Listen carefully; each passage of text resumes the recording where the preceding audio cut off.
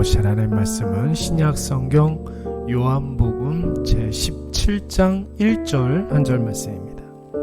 예수께서 이 말씀을 하시고 눈을 들어 하늘을 우러러 이르시되 아버지여 때가 이르러 싸우니 아들을 영화롭게 하사 아들로 아버지를 영화롭게 하게 하옵소서.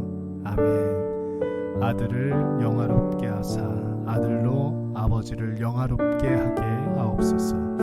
오늘은 하나님을 영화롭게 하는 인생에 대해서 한번 생각해 보도록 하겠습니다.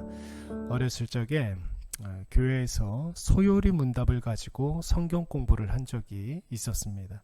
여러분, 소요리 문답에 나오는 107개의 질문 중에 첫 번째 질문이 무엇입니까? 다 아시는 대로 사람의 제1된 목적이 무엇인가 하는 질문입니다. 이 질문에 대한 답은 하나님을 영화롭게 하는 것과 하나님을 영원토록 즐거워하는 것입니다 라는 답입니다. 여러분, 신앙생활을 오래 하신 분들은 이 질문과 답을 교회 생활을 하면서 얼마나 많이 듣고 배우고 외우고 또 묵상했겠습니까? 그렇다면 여러분, 하나님을 영화롭게 하는 말은 무엇을 의미할까요? 왜 우리가 하나님을 영화롭게 해야 되고 또 언제 하나님을 영화롭게 해야 되겠습니까?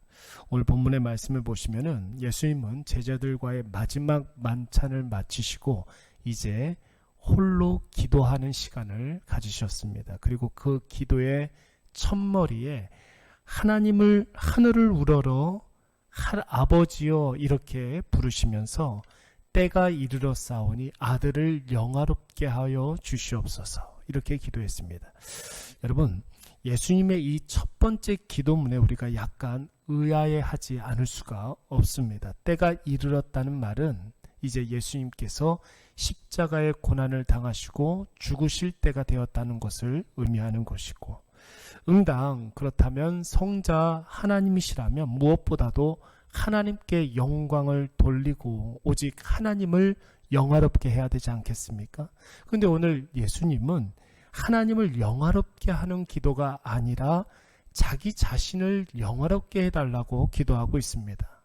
여러분, 이 말씀은 결론부터 말씀을 드리자면 인생의 결론을 이야기하는 것이 아니라 인생의 과정을 이야기하는 것입니다. 예수님은 자신의 삶의 결론을 아들을 영화롭게 하는 것으로 끝내려고 하는 것이 아닙니다.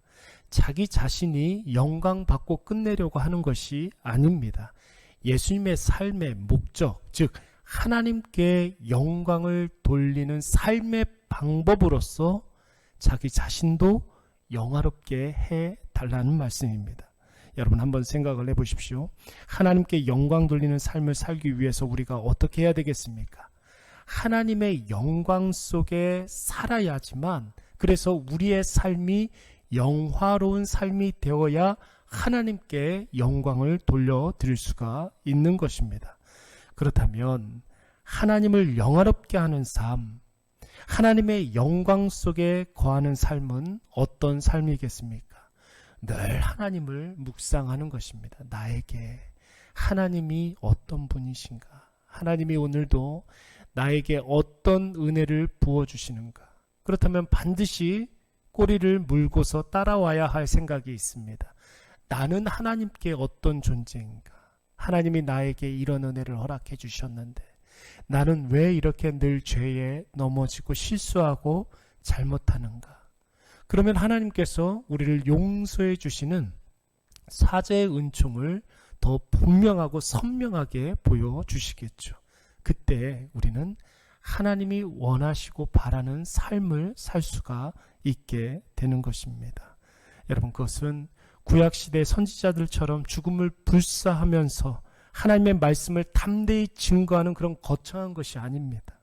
신약시대 온갖 핍박 속에서도 지하세계로 들어가서 계속 신앙을 유지하는 어떤 커다란 섬김과 그리고 희생을 감수하는 것이 아닙니다.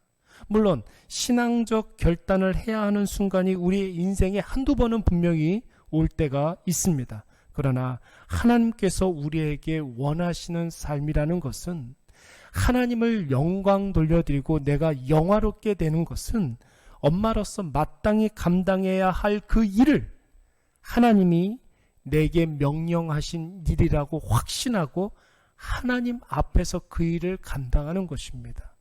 남편으로서 마땅히 해야 할 그 일을 사람들이 나에게 원하는 것이 아니라, 도덕과 윤리가 가르쳐주기 때문이 아니라 하나님이 지금 나에게 원하시는 삶이라고 확신하고 그 일을 하나님 앞에서 하는 것, 그것이 바로 하나님께 영광 돌려드리는 삶입니다.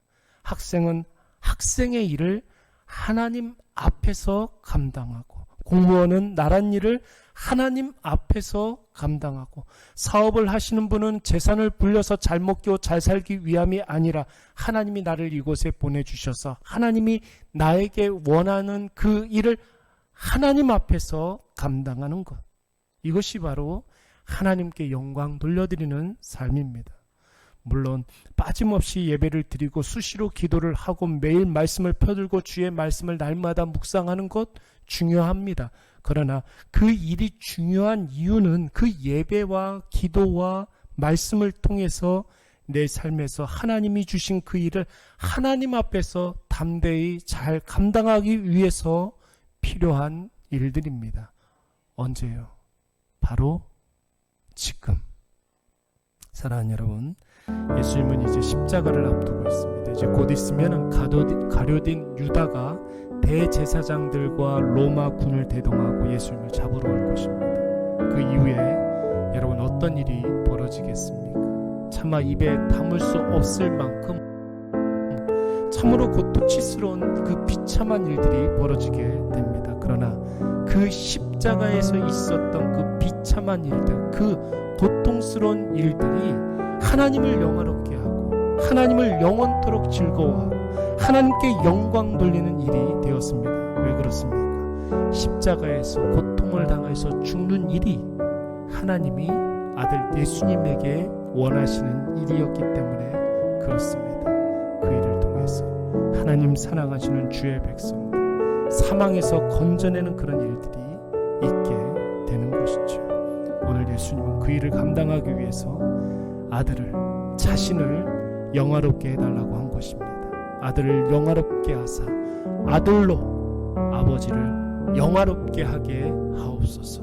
이것이 오늘 우리가 마땅히 기도해야 할 기도의 제목들입니다. 내가 하는 모든 일들이 하나님이 나에게 원하시는 일임을 깨닫고 하나님 앞에서 담대히 그 일을 행하시며 하나님을 영화롭게 하는 이 하루가 되시기를 간절히 축원합니다. 우리 한번 기도하겠습니다. 사랑이 많으신 여호와 하나님 아버지, 오늘 우리는 수개월 만에 새벽제단을 회복합니다. 이제 다시 시작하는 이 새벽제단 위에 한량없는 은혜를 부어주시사 이른 아침 미명에 기도하는 모든 마음마다 충만한 성령과 담대한 믿음과 풍성한 복락이 임하게 하여 주시옵소서. 오늘 특별히 무엇이 하나님께 영광 돌려드리는 삶인지를 말씀을 통해서 배웠사오니 주여 우리에게 주어진 모든 일들을 하나님이 나를 믿고 나에게 주신 일임을 믿고 하나님 앞에서 그 일들을 감당하며 하나님께만 평가받을 수 있도록 우리의 마음을 주장하여 주시옵소서. 이 시간 이 아침에 기도할 때 우리의 간절한 마음에 성령으로 응답하여 주시옵고 기도하는 모든 것들이 선명하게 응답되는 놀라운 기적의 역사를 체험케 하여 주시옵소서. 감사드리오며 예수님의 이름으로 기도드리옵나이다. 아멘.